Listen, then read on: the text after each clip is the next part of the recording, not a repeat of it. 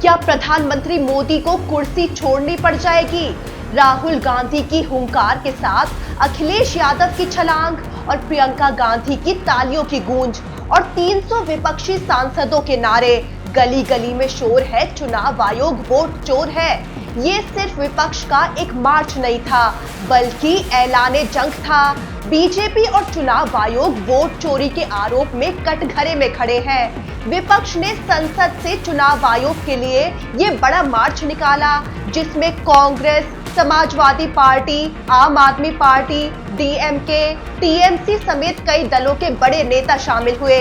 आपको बता दें कि इस प्रदर्शन से पहले राहुल गांधी के घर डिनर पार्टी हुई थी, जिसमें इंडिया गठबंधन एकजुट हुआ था।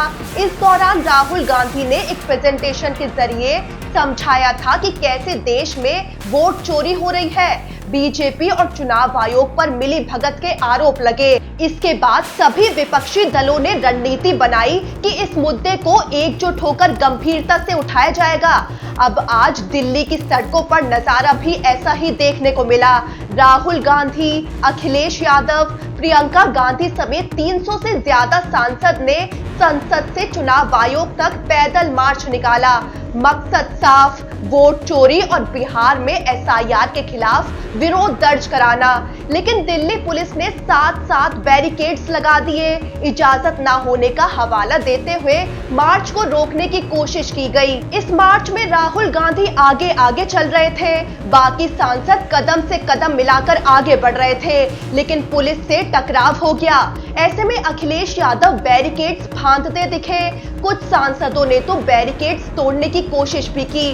पुलिस ने रोका तो विपक्षी सांसद सड़क पर बैठ गए और धरना शुरू कर दिया। इसी दौरान राहुल गांधी की तो पुलिस से बहस भी देखने को मिली।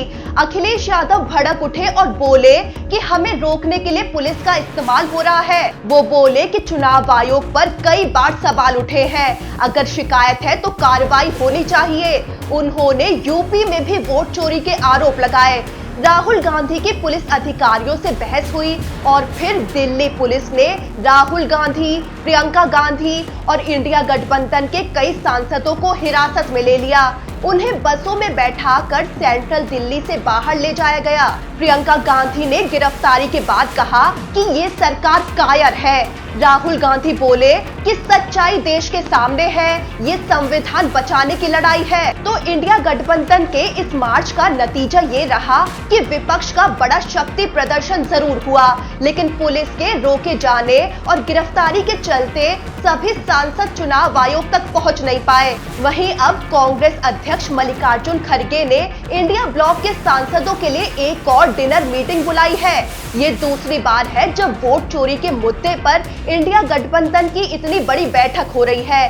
पहली मीटिंग राहुल गांधी के घर पर हुई थी, जिसमें राहुल गांधी ने प्रेजेंटेशन देकर वोट चोरी के सबूत पेश किए थे। राहुल गांधी के घर पर हुई इस डिनर पार्टी ने सियासी माहौल हिला दिया था।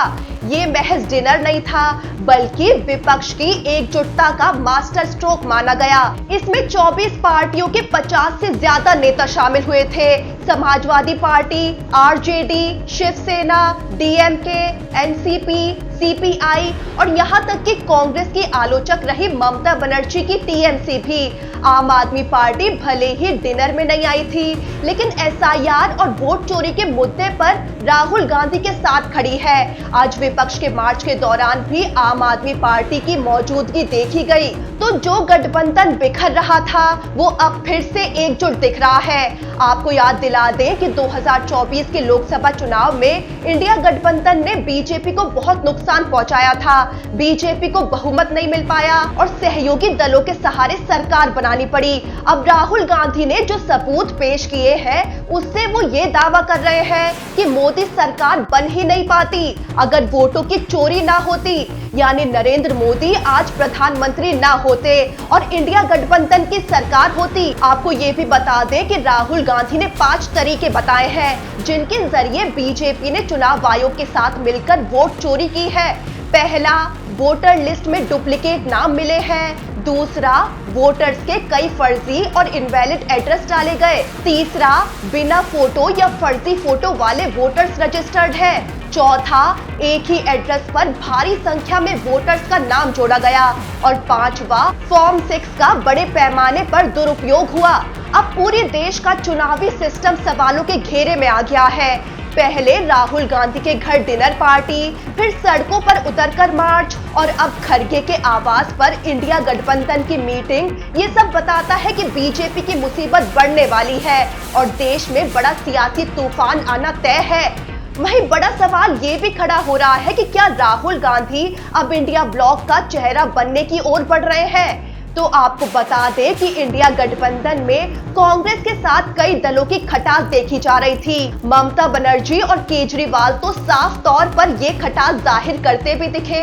अखिलेश यादव ने भी राहुल गांधी के नेतृत्व पर सहमति नहीं जताई थी, लेकिन अब माहौल बदला सा नजर आ रहा है। राहुल गांधी के घर 24 पार्टियों की मौजूदगी, चुनावी धांधली पर राहुल गांधी को समर्थन और सड़कों पर प्रदर्शन में राहुल गांधी की लीडरशिप। ये सब बता रहा है कि विपक्ष अब आपसी मतभेद भुलाकर मोदी सरकार के खिलाफ एकजुट हो रहा है और राहुल गांधी का नेतृत्व इस बात का इशारा है कि विपक्ष उन पर भरोसा जता रहा है। तो हो सकता है कि आने वाले वक्त में राहुल गांधी के नेतृत्व में पूरा इंडिया गठबंधन आगे बढ़े।